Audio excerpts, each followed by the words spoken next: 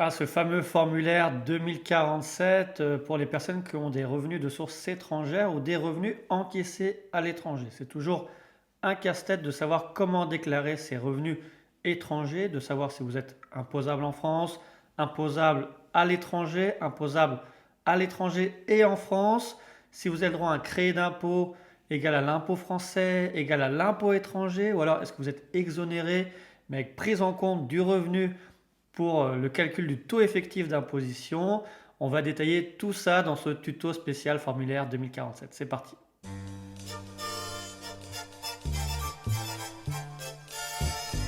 Donc la première chose va être d'identifier son revenu et ensuite d'aller voir dans la convention fiscale le traitement fiscal applicable.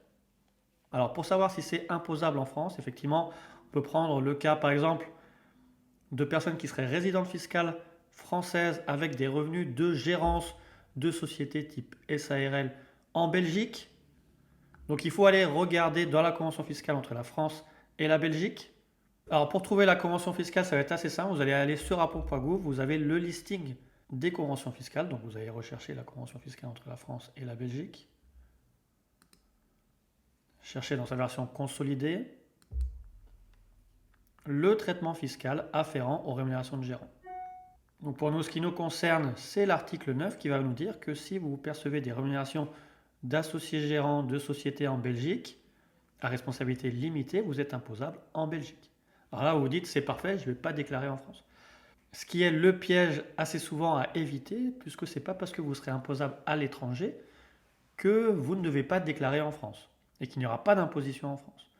Donc à chaque fois, il faut bien valider dans l'intégralité de la convention fiscale s'il n'y a pas des clauses anti-abus, des mentions particulières dans les protocoles et des restrictions au niveau des qualifications de résidence fiscale. Mais par principe, une fois que vous avez identifié dans l'article votre revenu, vous allez aller ensuite dans l'article d'élimination des doubles impositions. Donc pour nous, la convention fiscale France-Belgique, article 19. Vous allez voir que par principe, les revenus de source belge qui bénéficient à un résident de France vont avoir des traitements fiscaux particuliers. Si on est dans les revenus qui sont décrits aux articles 15, 16, etc., ils vont être imposables en France, mais l'impôt en France va être diminué de l'impôt belge. Par contre, pour les autres revenus, type les revenus de l'article 9, donc de rémunération de gérant de société à responsabilité limitée en Belgique, vont être exonérés d'impôt français. Par contre, il y a toujours une limitation qui est que les impôts français pourront être calculés sur l'intégralité des revenus imposables en France, d'après la législation française.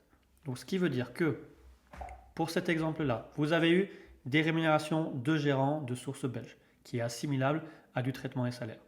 Donc comme ces montants sont exonérés, pour nous, on ne va pas les indiquer directement dans le cadre 1. On devrait les indiquer normalement directement dans le cadre 8, revenus exonérés retenus pour le calcul du taux effectif. Mais depuis cette année, quand vous avez des revenus fonciers exonérés pris en compte pour le calcul du taux effectif et également des salaires exonérés en France, vous n'avez pas à les indiquer dans le formulaire 2047, vous pouvez les reporter directement dans la déclaration 2042C, case 1AC.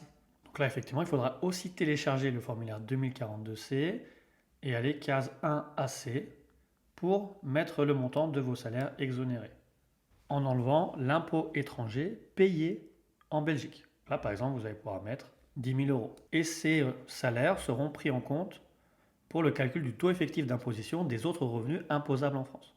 Donc pensez bien à enlever l'impôt étranger dans ce cas.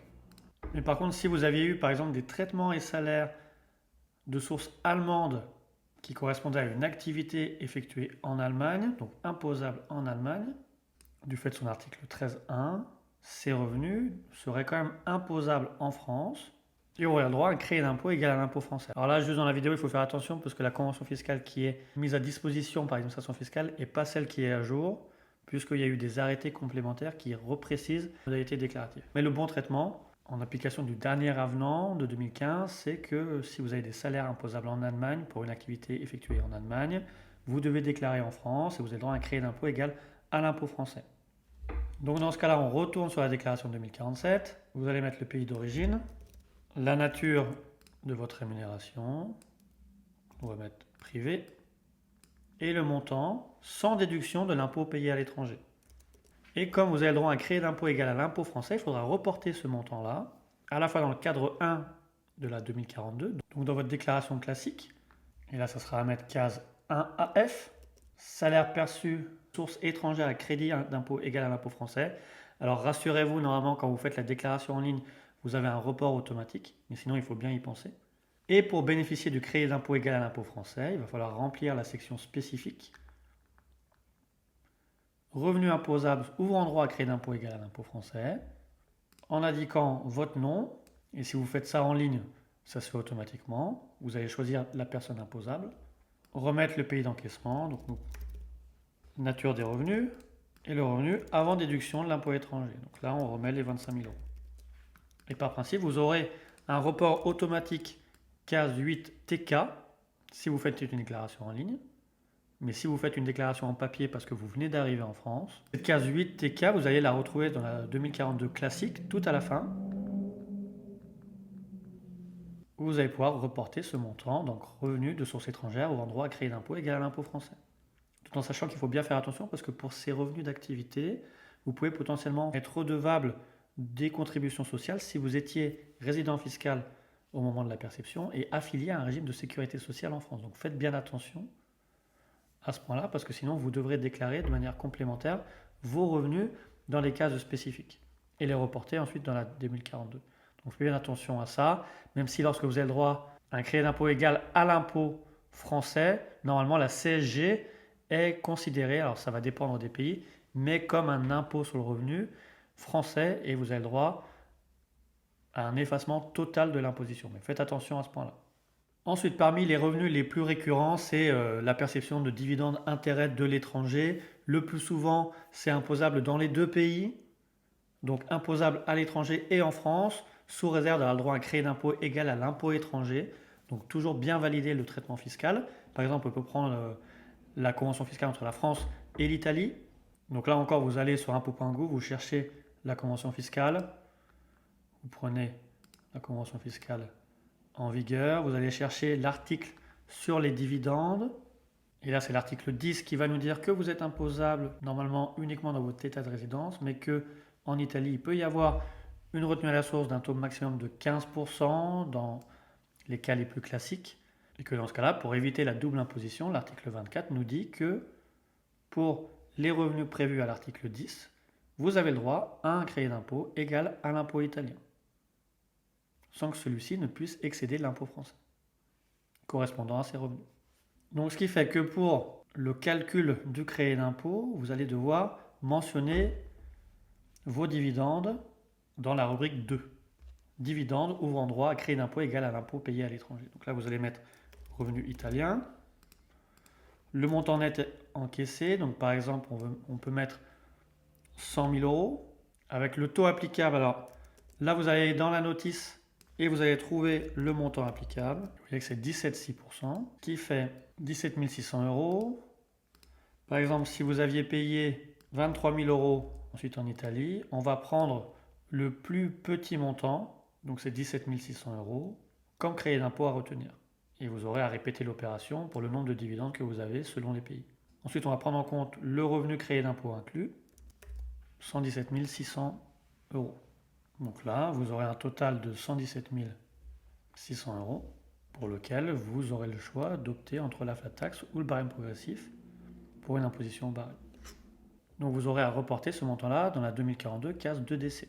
Et par contre, bien bénéficier du crédit d'impôt égal à l'impôt étranger, donc l'impôt italien, il faut également aller dans les revenus imposables ouvrant droit à un crédit d'impôt égal à l'impôt étranger. Donc vous voyez, puis cette année, on a une précision par rapport à la catégorie des revenus. Donc vous allez mettre ici le pays d'origine, en Italie. Donc vous reportez la ligne 207, qui est le montant de 17 600 euros. Et si vous n'avez pas d'autres revenus, ça sera votre montant total à reporter case 8 VL. Donc là aussi, normalement, il y a un report automatique quand vous faites votre déclaration en ligne. Mais sinon, vous devez continuer sur le formulaire 2042C, aller à la fin, trouver la case 8 VL et mentionner les 17 600 euros. vous allez devoir regarder si, en application du pays où vous obtenez ces revenus, vous êtes imposable ou non. Mais ça a bien validé parce que potentiellement, vous pourriez également avoir des dividendes qui ouvrent droit à un crédit d'impôt égal à l'impôt français. Alors c'est plus rare, mais ça peut exister notamment sur les dividendes reçus de sources américaines lorsque vous êtes citoyen américain et que vous respectez certaines conditions. Là, vous avez droit à un crédit d'impôt égal à l'impôt français. Ça sera la même chose si vous avez des intérêts, donc regardez où est-ce que c'est imposable et le taux d'imposition. Si vous avez des revenus de valeur mobilière française mais qui ont été encaissés à l'étranger, donc faites attention aussi. Ensuite, faites bien attention que si vous êtes éligible au régime impatrié, vous avez également certaines exonérations. Ensuite, si vous avez des revenus immobiliers, effectivement, il va falloir regarder quel est le traitement fiscal. Est-ce que vous êtes imposable à l'étranger mais à déclarer en France, ce qui est la majorité des cas, et voire imposé à l'étranger et exonéré en France. Donc c'est le cas également du Liban, parce que si vous avez des revenus immobiliers, les revenus de source libanaise sont imposables uniquement au Liban, article 9, ce qui fait qu'il y a une exonération d'impôts en France, mais par contre ces revenus sont pris en compte pour le calcul du taux effectif. Ce qui fait que là encore, si par exemple vous avez des revenus fonciers qui sont exonérés, vous ne devez pas les marquer ici, et non plus dans la case 8 revenus exonérés retenus pour le calcul du taux effectif, mais les reporter directement dans votre 2042C. Là, c'est des nouvelles cases qui sont nouvelles depuis cette année. Et vous allez pouvoir mentionner si vous avez des revenus fonciers exonérés soumis au titre du taux effectif soumis au régime réel, ou alors si vous avez des revenus bruts inférieurs à 15 000 euros, optez potentiellement pour le régime microfoncier. Donc nous on peut dire par exemple qu'on a perçu 10 000 euros de revenus fonciers de source libanaise et qu'on a opté pour ça, pour le microfoncier, parce qu'on avait moins de 30% de charges.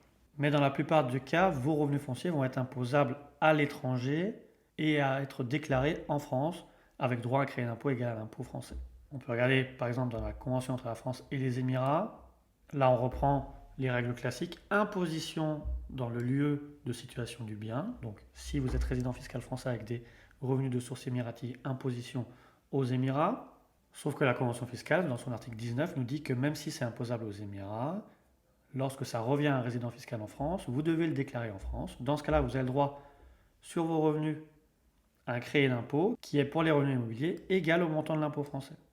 Donc ce qui fait que là, vous devrez mettre l'adresse des immeubles concernés. Donc là, vous allez mettre votre adresse à Dubaï, par exemple, le pays d'origine. Et là, on peut dire, pour simplifier, vous êtes toujours au régime microfoncier, sinon il faudra remplir la 2044.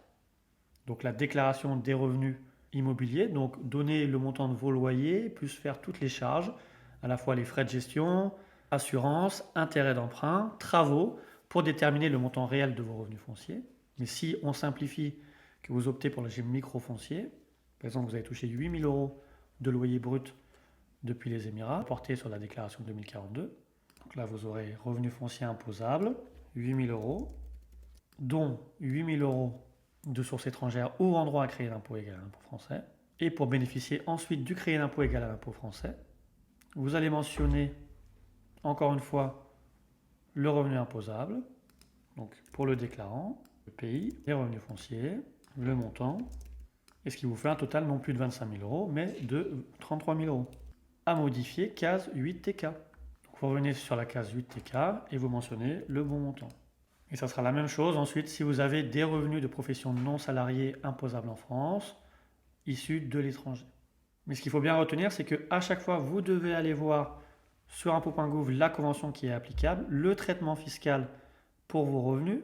Regardez par exemple avec le Brésil, si vous cherchez un revenu immobilier, donc vous voyez très souvent imposition dans le lieu de situation du bien, et bien faire attention que souvent, si on pense l'article 6, dans l'article sur les éliminations des doubles impositions, la France va garder un droit de déclarer d'imposer en France sous réserve d'un droit à un crédit d'impôt égal à un impôt français ou étranger.